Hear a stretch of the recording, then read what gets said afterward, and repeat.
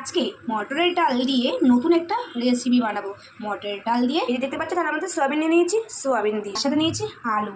তো চলো শুরু করা যাক নতুন রেসিপি সোয়াবিন মটরের ডাল। এটা গরম হতে হতে আমি ততক্ষণে ঝটপট করে পেস্টটা করে ফেলি। পেস্টের জন্য কিন্তু সবই আমি নিয়েছি, তো চলো পেস্টটা করে নিয়ে আমি ঝটপট করে স্পেশাল সোয়াবিন দিয়ে মটরের ডাল করবো। এর জন্য আমি নিয়ে নিয়েছি সব ধরনের মশলা, এর মধ্যে দিয়ে দিয়েছি একটু চিনি।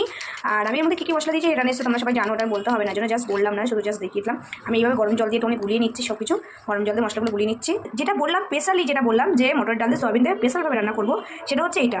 এবার এইটা কী জিনিস সেটা তোমরা যদি জেনে থাকো এটা কী জিনিস, তাহলে অবশ্যই কমেন্ট করে আমাকে জানাও যেটা কী জিনিস।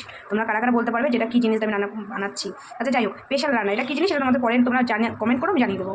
আর নিয়ে নিয়েছি এই যে একটুখানি ফোড়নের জন্য নিয়ে নিলাম। কী কী ফোড়ন দেবো, তো এই যে আমি গ্যাসটা অলরেডি ধরিয়ে দিয়েছি।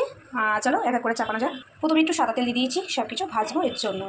সব কিন্তু ভাজা হয়ে গেছে, মানে আলু আর সয়াবিনটা ভাজা করে নিয়েছি।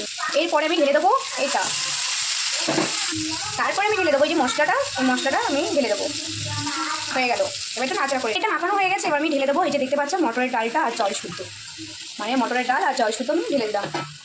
এবার আমি এইটাকে ভালো করে নাড়াচাড়া করে নেবো। নাড়াচাড়া করে নিয়ে এবার যেইটা আরও কষাবো।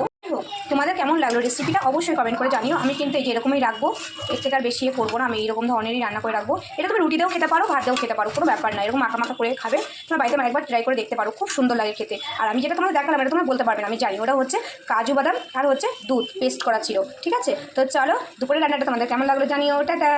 বিশেষ করে কাজু বাদাম সোয়াবিন মটরের ডাল দিয়ে তরকারিটা, ঠিক আছে। চলো টাটা।